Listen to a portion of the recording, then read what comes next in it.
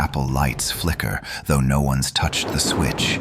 Somewhere inside, a hymn hums, soft, off-key, and wrong. And in that silence, a shadow in a nun's habit stands facing the wall, whispering prayers that echo back in voices not her own. Welcome back to Scary Nights by Malik. Tonight, we enter places where faith turned into fear. 3 real stories of nuns who were never at peace. Even after death, if you're still here when the last bell rings, don't look behind you. I used to clean churches for extra cash during college. Old ones, the kind built with stone walls, stained glass, and stories people didn't like to talk about. One winter, I was hired to help clean St. Margaret's Convent, a small chapel complex way out in the countryside. It hadn't been used in years, not since the last of the sisters passed away. The church was beautiful, but it had a strange energy, like time moved slower inside. My job was simple: sweep the floors, dust the pews, polish the altar. The caretaker, an older man named Mr. Harlan, gave me one rule before he left me there alone. "Don't go downstairs," he said. "Why not?" I asked, half joking. He stared at me for a moment, then said quietly, "Because she doesn't like visitors." I thought he was just trying to scare me. Old buildings come with ghost stories, right? I laughed it off. The first few hours were fine. The chapel was cold, the air thick with the scent of old wax and damp wood. Every footstep echoed like it didn't belong to me. Around dusk, I noticed something odd. A faint whispering sound from under the floorboards. It wasn't pipes or wind. It sounded like a woman praying. At first, I ignored it. But when the whispering turned into low humming, the same few notes over and over again, I couldn't shake the feeling that someone was down there. The trapdoor to the basement was near the back, half hidden behind some old hymn books. When I moved them aside, I saw the door had been nailed shut, old, rusty nails hammered right through the hinges, and yet, the humming was louder there. I pressed my ear to the wood. I swear I heard someone breathing, slow, steady, just inches below me. I stepped back fast, heart pounding, when suddenly the humming stopped. Then came a sound I'll never forget. Knock, knock, knock. 3 soft knocks from the other side of that nailed door. I froze. My mind tried to explain it away. Maybe a loose pipe, maybe air pressure. But then a woman's voice whispered, "Help me." It was so faint, trembling like she'd been crying. Every instinct told me to run, but curiosity, or stupidity, made me grab a crowbar from the supply cart. I pried at the nails one by one until the trapdoor creaked open just a few inches. Cold air rushed out. And something else. The smell. It hit me like a wall. Damp, rotten like old water, and something worse. I shone my flashlight into the gap. There were steps going down into blackness, and at the bottom, a shape.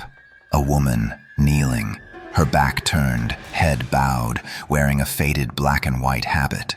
"Hello?" I whispered. "Are you okay?" Slowly, she turned her head, just enough for the light to catch her face. Her eyes were gone, just empty, dark sockets. Her lips moved, whispering something too soft to hear. Then she stood up, too quickly, too smoothly, and started up the stairs. I slammed the trapdoor shut and fell backward. I swear I heard her fingernails scratching the wood from underneath.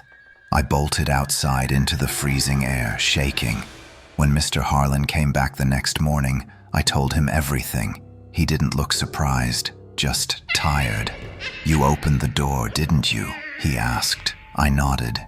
He sighed and said, "That's where they kept her. Sister Mary Corinne. She broke her vows and took a vow of silence as penance.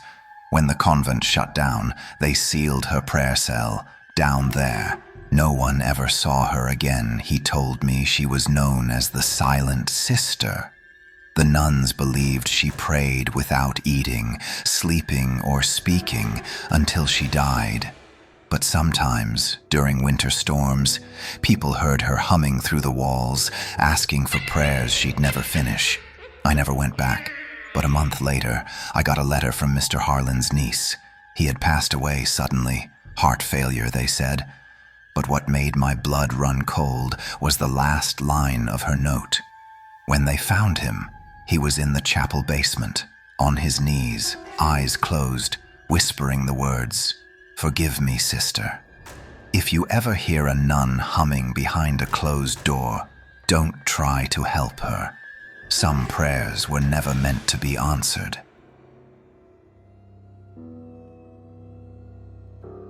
I work as a live-in nurse at a small hospice center in rural Pennsylvania. The building used to be a convent before it was converted.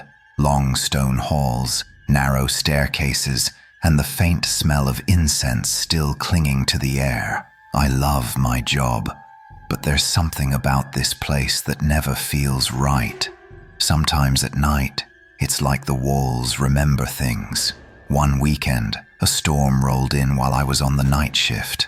The hospice was quiet, only 5 patients, most asleep. Rain lashed the windows and thunder rolled through the hills. When I went back to my small room on the 3rd floor, what used to be the nuns' private quarters, I caught my reflection in the large antique mirror hanging across from the bed. The patients say this mirror belonged to the Mother Superior. Apparently, she used to make the sisters confess in front of it. Said the glass revealed what the soul tried to hide. That night, after finishing rounds, I sat in my room reading while the storm raged outside. Around midnight, I started to feel strange, like someone was standing behind me. I looked into the mirror, expecting to see my own reflection, but the room behind me looked different, dimly lit, empty. In the mirror's reflection, the door, which was closed in real life, was open. I turned quickly. The door was shut tight. My heart started pounding. When I looked back at the mirror, the door in the reflection was still open. And now there was movement. A figure dressed in a black nun's habit was walking toward me, her face pale and stretched, her eyes dark pits. I jumped up and spun around. The room was empty. But when I looked back at the glass, she was right behind me in the reflection, her hand reaching out toward my shoulder. The lights flickered. I screamed. When the other nurses came running, I told them what I saw. They went pale but didn't look surprised. One of them whispered, "You saw her too." Apparently, some of the staff had seen her. The mirror nun. Reflections that didn't match reality. A veiled woman standing where no one was. Some even claimed they felt her hand on their shoulder during the night shift. We decided to take the mirror down the next morning. But around 3 a.m., a patient down the hall started screaming. I ran to his room. He was pointing at the corner, trembling. "She's in the glass," he cried. "She's watching me from the mirror." The small mirror on his dresser had fogged over, and in the mist, I saw it too. The faint outline of a face, a nun's face, staring out. I grabbed a blanket and covered the mirror. The patient calmed down, but when I stepped into the hallway, every single mirror, even framed glass pictures, had fogged up. And written across one of them, traced by a finger, were the words, "Confess." We removed every mirror from the hospice the next morning. Before throwing them out, I wanted proof that I wasn't imagining things. I snapped one photo of the old mirror in my room, then wrapped it in a sheet and stored it in the basement. Later that day, I looked at the photo, and my stomach dropped. Behind me, reflected in the glass, was a clear image of the nun. Veil, pale skin, empty eyes. She was standing right behind me, her face turned slightly toward mine. I deleted the photo immediately. A week later, while cleaning the basement, I found the covered mirror cracked down the center. Written across the wall behind it, in long, smeared letters, was that same word again, confess, as if traced by a wet finger. I quit the job soon after.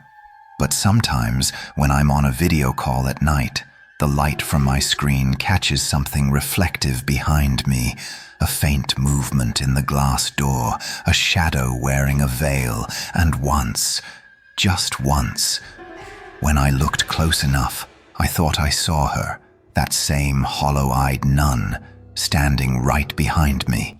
So if you ever see your reflection move a second too late, don't look twice. Some mirrors don't just show your face, they're waiting for your soul to answer.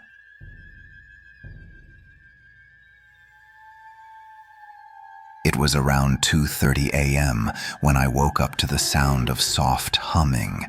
At first, I thought it was part of my dream, a low, calm hum, like someone praying in another room. But the more I listened, the more it sounded real. Too real. I was staying at an old Catholic guest house just outside of New Orleans. It used to be a convent, built sometime in the late 1800s. The owners had turned it into a bed and breakfast, but they kept much of the original structure. Long hallways, creaky floors, and even a small chapel on the ground floor. I was there for work, just a quick overnight stay. My room was on the second floor, room 7, right across from what used to be the nuns' quarters. That night, heavy rain hammered the windows, and thunder rolled so low it made the walls shake. I remember thinking how peaceful the sound was, until I heard the humming again. It was coming from the hallway. I sat up, straining to hear. It was faint, like a woman's voice humming an old hymn, soft, repetitive, mournful. I checked my phone, 2:32 a.m. When I opened my door, the hallway was pitch dark except for the weak yellow light from a flickering sconce near the stairwell. The air was cold, colder than it had been when I went to bed. I called out softly, "Hello? Is someone there?" The humming stopped. For a moment, all I heard was the rain and my own breathing. I was about to close the door when something caught my eye. A shape at the end of the hall, a woman. She stood facing the wall, completely still. She was dressed in black and white, an old-fashioned nun's habit, the kind you only see in movies now. Her hands were clasped in front of her. I froze. I thought maybe she was one of those costumed tour guides the owners sometimes hired for haunted convent nights. But why would she be here in the middle of the night? Before I could say anything, she slowly turned her head. Not all the way, just enough for me to see her face in the dim light. Her skin was pale, her eyes dark, hollow, like she hadn't blinked in years. She smiled, not a kind smile, a slow, unnatural stretch of the mouth that made my stomach twist. Then, she whispered something. I couldn't make out the words, but it sounded like Latin. I stumbled back into my room and slammed the door shut. My hands were shaking. I locked it, pushed a chair under the handle, and sat there with my back to the wall. For the next few minutes, I heard nothing. Then, soft footsteps, slow, measured, stopping just outside my door. I held my breath. Knock, knock, knock. 3 gentle taps. And then, her voice, right on the other side.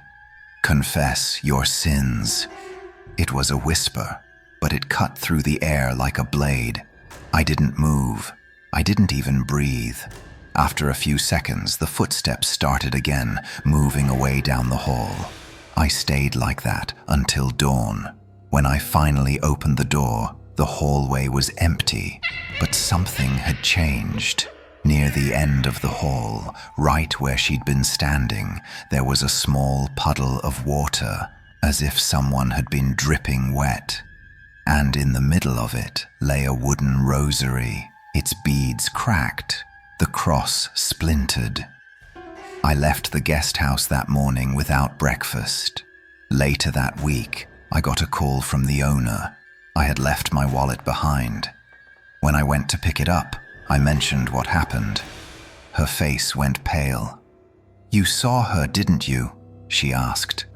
I hesitated. "The nun?" She nodded slowly. "That floor used to be the sisters' dormitory.